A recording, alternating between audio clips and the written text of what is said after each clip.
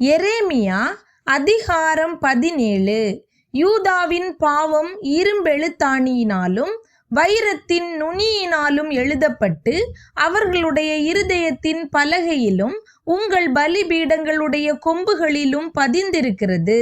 உயர்ந்த மேடுகளின் மேல் பச்சையான மரங்கள் அண்டையில் இருந்த அவர்களுடைய பலிபீடங்களையும் அவர்களுடைய தோப்புகளையும் அவர்கள் பிள்ளைகள் நினைக்கும்படி இப்படி செய்திருக்கிறது.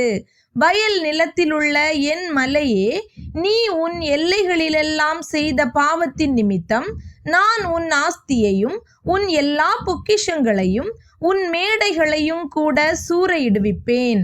அப்படியே நான் உனக்கு கொடுத்த சுதந்திரத்தை நீதானே விட்டு விடுவாய்.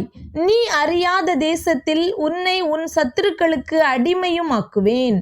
என்றென்றைக்கும் எரியத்தக்க என் கோபத்தின் அக்கினியை மூட்டி விட்டீர்களே. மனுஷன் மேல் நம்பிக்கை வைத்து மாம்சமானதை தன் புயபலமாக்கிக் கொண்டு கர்த்தரை விட்டு விலகுகிற இருதயமுள்ள மனுஷன் சபிக்கப்பட்டவன் என்று கர்த்தர் சொல்லுகிறார். அவன் அந்தர வெளியில் கரளையாய் போன செடியை போலிருந்து நன்மை வருகிறதை காணாமல் வனாந்தரத்தின் வறட்சியான இடங்களிலும் குடியில்லாத உவர் நிலத்திலும் தங்குவான்.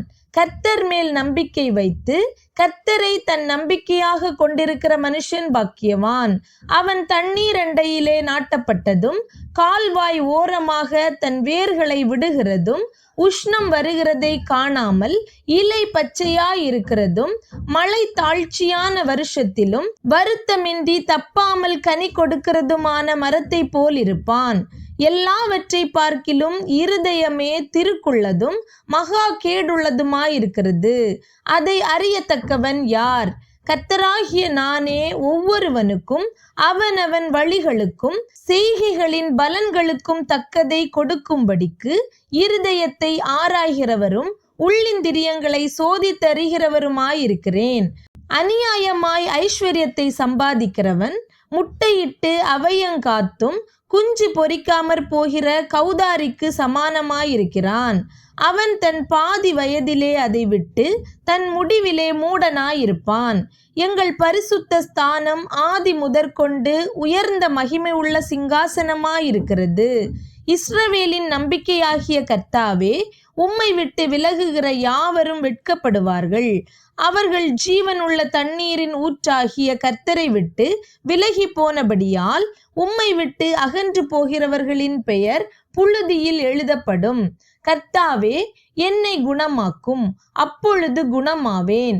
என்னை இரட்சியும், அப்பொழுது இரட்சிக்கப்படுவேன். தேவரீரே என் துதி. இதோ இவர்கள் என்னை பார்த்து, கர்த்தருடைய வார்த்தை எங்கே? அது இப்பொழுது வரட்டும் என்கிறார்கள். நானோ உம்மை பின்பற்றுகிற மேய்ப்பன். இதற்கு நான் மிஞ்சி நடக்கவில்லை. ஆபத்து நாளை விரும்புகிறதும் இல்லை என்று நீர் அறிவீர். என் உதடுகளிலிருந்து புறப்பட்டது உமக்கு முன்பாக செவ்வையாயிருந்தது. நீர் எனக்கு பயங்கரமாயிராதேயும். தீங்கு நாளில் நீரே என் அடைக்கலம். நான் வெட்கப்படாமல் என்னை துன்பப்படுத்துகிறவர்கள் வெட்கப்படுவார்களாக.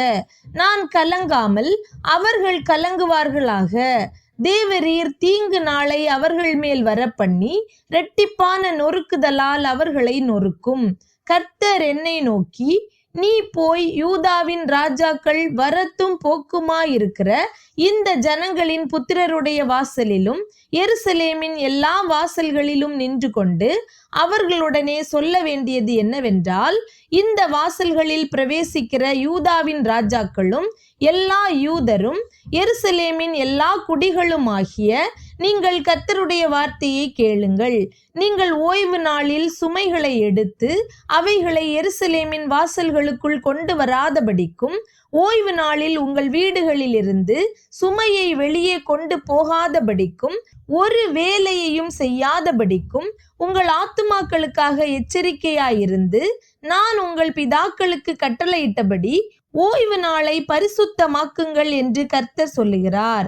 அவர்களோ கேளாமலும் தங்கள் செவிகளை சாயாமலும் போய் கேளாதபடிக்கும் புத்தியை ஏற்றுக்கொள்ளாதபடிக்கும் தங்கள் கழுத்தை கடினப்படுத்தினார்கள்.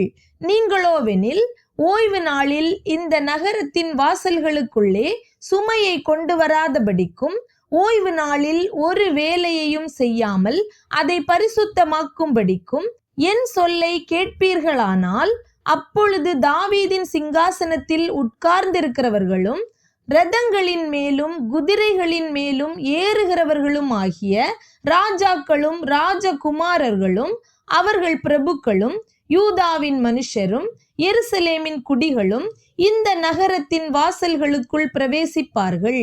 இந்த நகரமும் என்றைக்கும் குடியுள்ளதாயிருக்கும்.